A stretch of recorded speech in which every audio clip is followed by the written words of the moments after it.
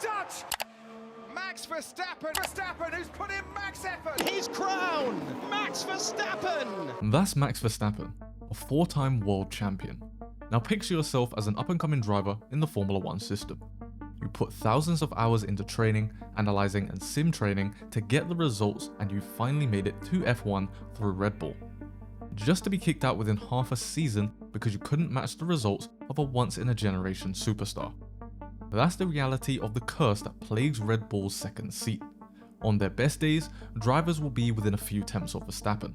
On their worst days, he will literally be lapping them. So how did Red Bull hitting the jackpot with a once-in-a-generation driver actually curse their team for years to come? This is the story of how Verstappen's brilliance has cursed Red Bull Racing. Let's rewind back to 2018. Mercedes have been dominating the sport with 4 constructors titles in a row and 4 drivers titles in a row between Hamilton and Rosberg. Red Bull are on the up, with one of their most promising driver lineups to date. Daniel Ricciardo was a proven race winner and was known for his late-breaking overtakes that caught drivers off guard. He was currently leading the Red Bull team into their resurgence era after their early 2010 dominance with Sebastian Vettel.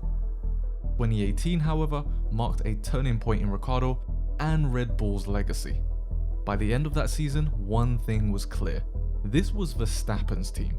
So how can a kid who just turned 18 completely outshine a proven race winner with multiple years under his belt? That's like watching Antonelli dominate George Russell in the 2025 season. Yet the numbers tell the story. Verstappen had outqualified Ricciardo 15 times in 2018 to his 3, with an average advantage of just over a tenth of a second.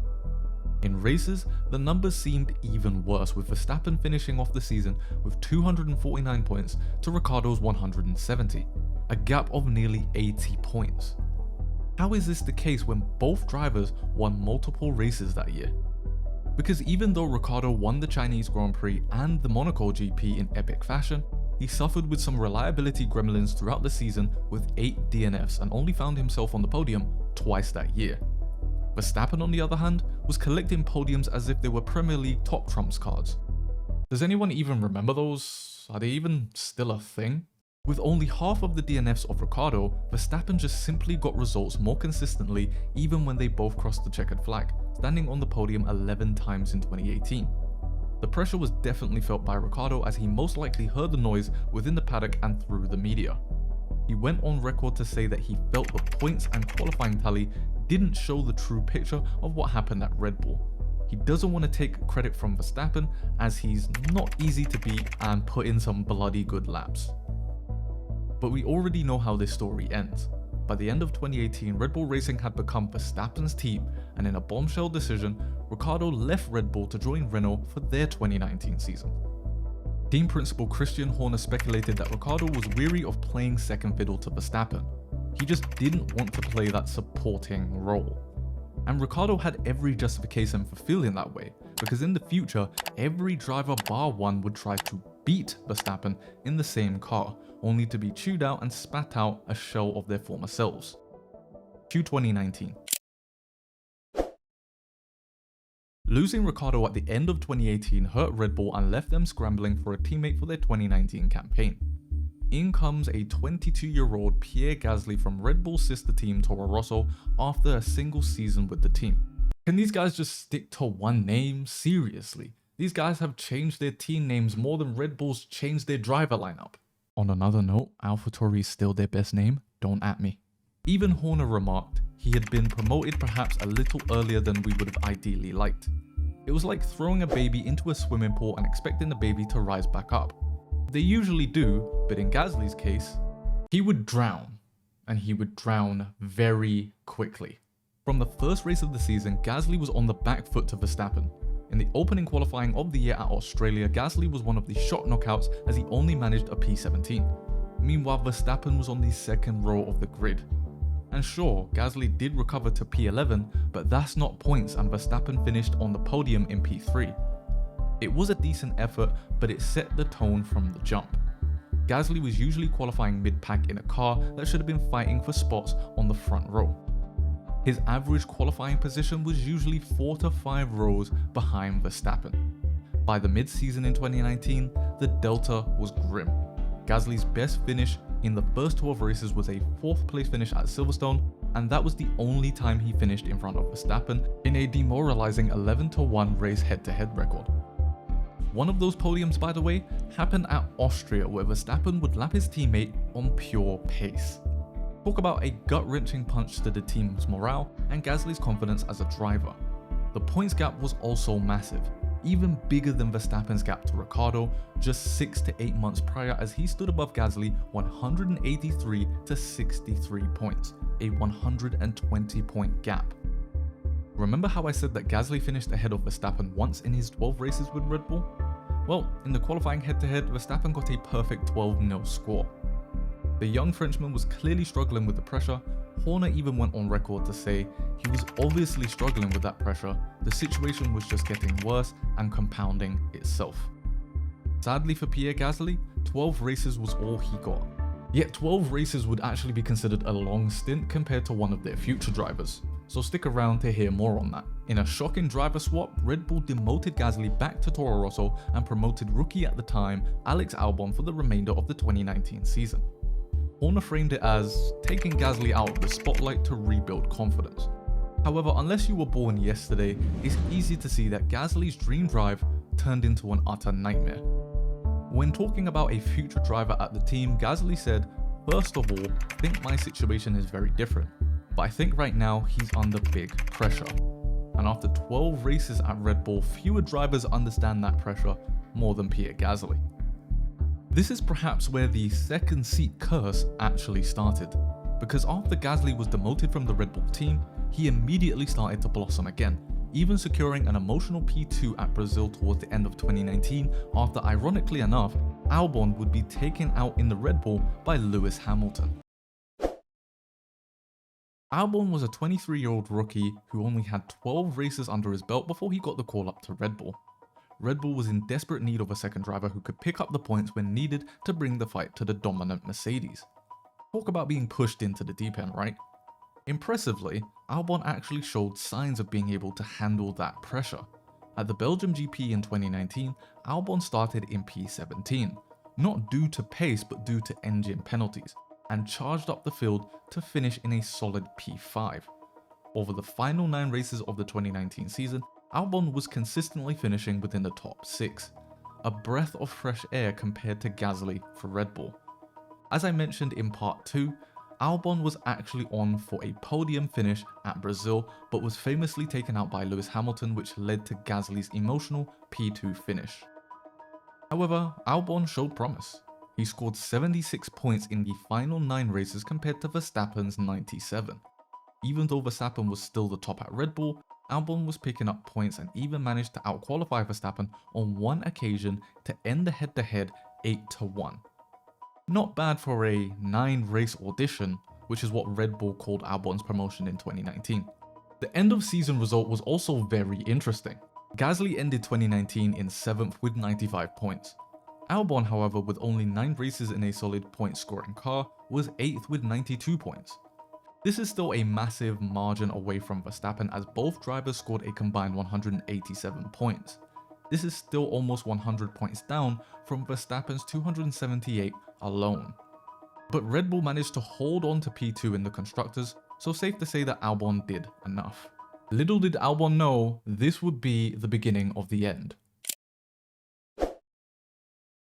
Albon got the full season with Red Bull in 2020, which, to give credit to all the drivers, was a really weird and off-putting season due to the cough.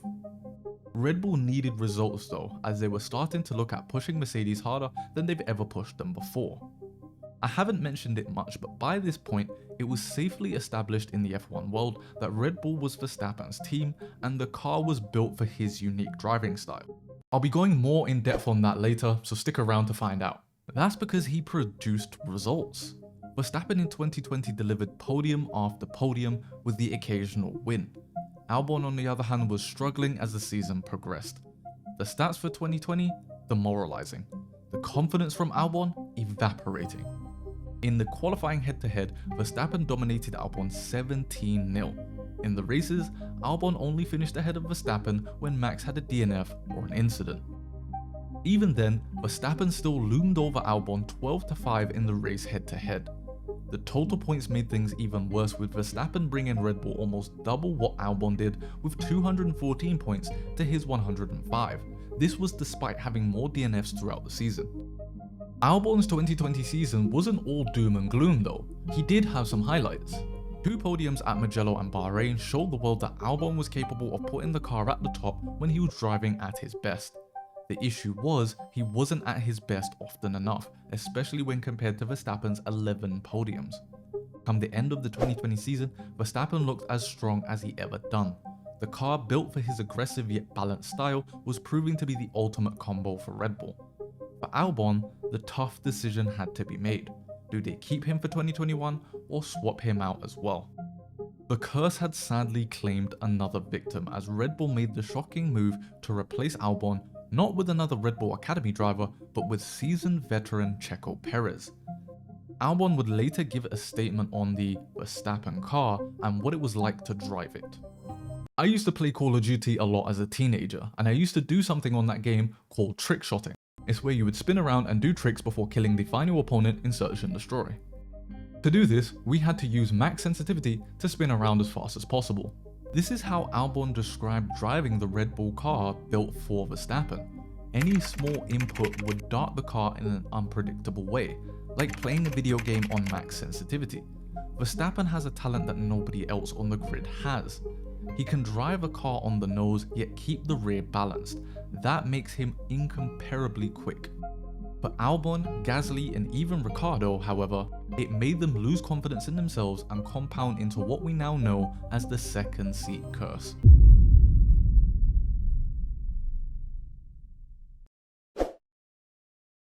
Enter player number 4, Sergio Perez. A highly experienced driver fresh off a sensational season where he went last to first to close out 2020 in the 4th fastest car. Red Bull put all the chips down on the man known as the tyre management wizard and even changed their approach with Perez. See, up until this point, every driver I've discussed has been fighting Verstappen. I've covered all of the qualifying head-to-heads and the race head-to-heads, but Perez is different.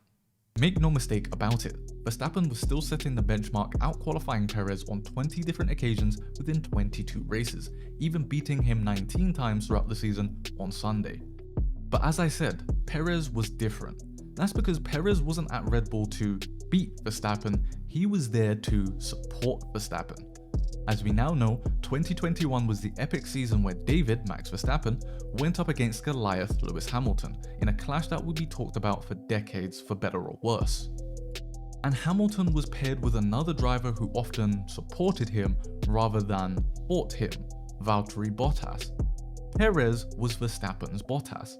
Playing the wingman role to perfection at times throughout the season, Perez supported Verstappen at crucial times, the most crucial being the ill-fated Abu Dhabi Grand Prix, where Perez held Hamilton up for a few laps, which received the famous "Checo is a legend" radio from Verstappen.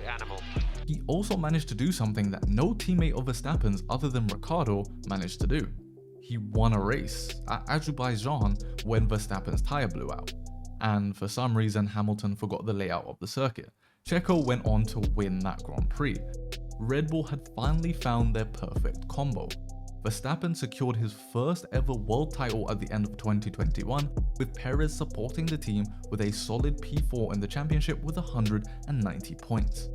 Though Mercedes still won the Constructors' title, Red Bull was exactly where they wanted to be, with a dominant Verstappen paired with a teammate that could not only pick up points when needed, but be high enough in the field to support Verstappen when the races came down to team games. Red Bull would then re-sign Perez in the middle of the 2021 season for 2022, a first in a long time for the team. This part is going to be quite short to keep the video's length down, but between the 2022 and 23 season, Verstappen and Perez were the perfect duo. Perez even peaked in 2022.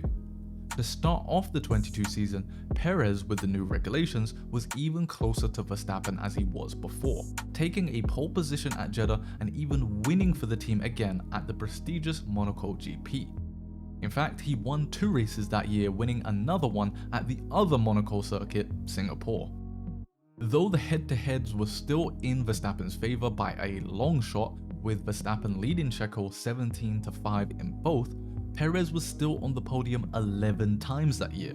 An incredible feat considering what happened with Albon, Gasly and Ricciardo.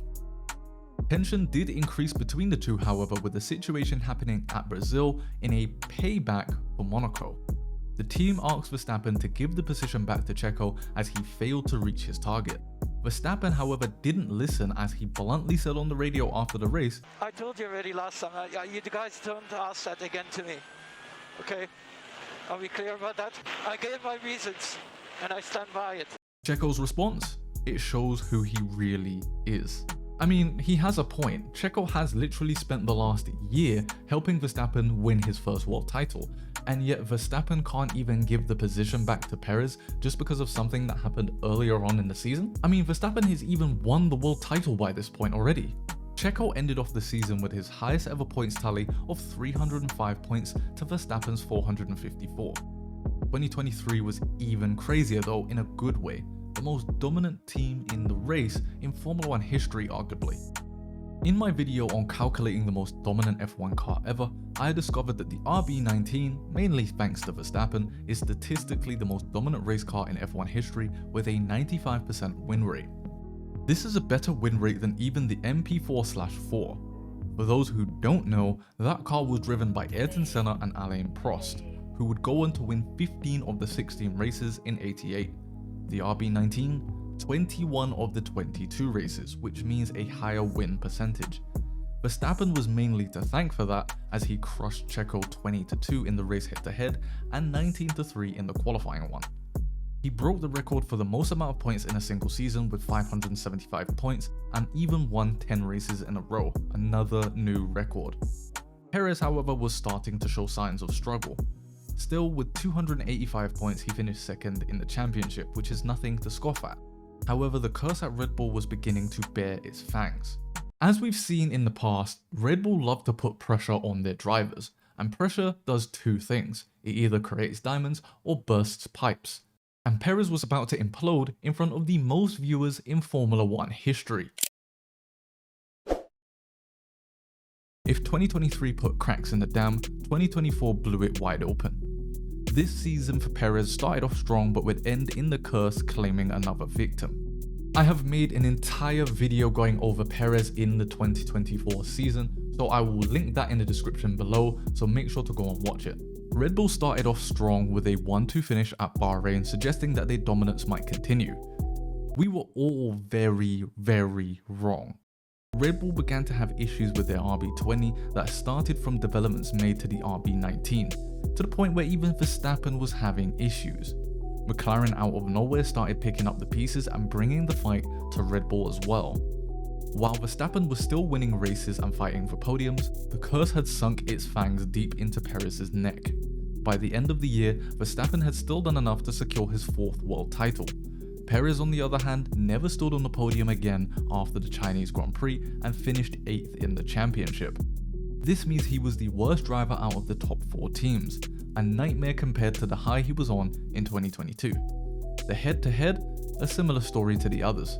Verstappen dominated Checo 23-1 on Sunday and tallied up 437 points in the season to Checo's 152. This ended up costing Red Bull the Constructors' title. In fact, this actually ended up costing Red Bull P2 in the Constructors. While Red Bull supported Checo throughout the season, even going as far to extend his contract again, by the end of the season too much damage had been done. The curse struck again and Checo was dropped for Liam Lawson? After dropping Checo for the 2025 campaign, everyone expected Red Bull to bring up Yuki Tsunoda to race with Verstappen. Yuki has shown talent and has beaten every teammate he's had at Racing Bulls. However, Helmut Marko and the Red Bull team felt that Liam Lawson was a better fit for the second seat, which definitely confused most of us, but we didn't have the same data as they do. So Lawson made the jump, and the curse wasted no time with him. Now, I've talked about the curse a lot in this video, but what exactly is the second seat curse? Well, Albon pretty much answered that question in 2019. Verstappen's driving style allows him to drive a car that's built for maximum turning speed, meaning the car's rear slides about a lot, but if controlled, equals incredible pace. Verstappen's able to do this and still keep the rear of the car balanced. That's where his brilliance lies. His level and consistency is unmatched in Formula 1. However, this has cursed Red Bull as they have built two cars that only one driver can drive to its limit. Ricciardo had moments of success outside of Red Bull with his famous podiums at the Nürburgring and Imola, with his incredible race win at Monza back in 2021 for McLaren.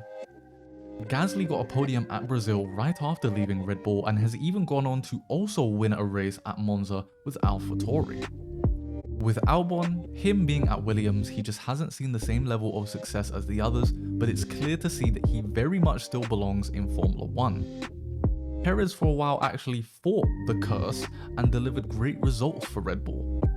All this to say that these drivers are all fantastic in their own right. Their downfall at Red Bull was driving a car built for a monster. And Lawson found that out very, very quickly. With only a 2-race stint at Red Bull, Lawson qualified P20 at Australia, where he spun and crashed out at his home race, with Verstappen finishing on the podium. At round 2 in China, Lawson once again qualified in P20 for the sprint, and while he kept it clean, all that really meant was he was slow, finishing P14 in the sprint and P20 in the Grand Prix on Sunday.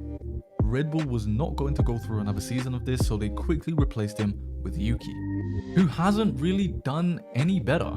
At Japan, he was knocked out in Q2, starting the race in P15 and finishing in P12. At Bahrain, he made it to Q3 but was still only P10. The difference here, however, being that Verstappen was only P7, meaning Tsunoda was much closer to him. On Sunday, they had pretty much the exact same race, with Verstappen picking up a place to finish in P6, with Yuki picking up a place to finish in P9. As of the recording of this video, Jeddah was the latest Grand Prix and it didn't end well for the Japanese driver, colliding with a former victim of the curse, Pierre Gasly, on the opening lap. That's where we find ourselves with the Red Bull second seat curse today. A combination of Verstappen's unique talent and Red Bull's high-pressure management style has cursed anyone who dares sit in that second seat for the team for nearly 10 years. Now, I want to hear from you. Do you think this seat is cursed, or are the drivers who've sat in that seat just not been good enough? If so, who do you think is good enough to deal with Verstappen and the pressures of Red Bull? If you want to see just how dominant the RB19 was compared to some of F1's most dominant cars, then check that video out on the left. If you want to see who would win the 2024 driver's title if Formula 1 only had 1 lap races, then check that video out on the right.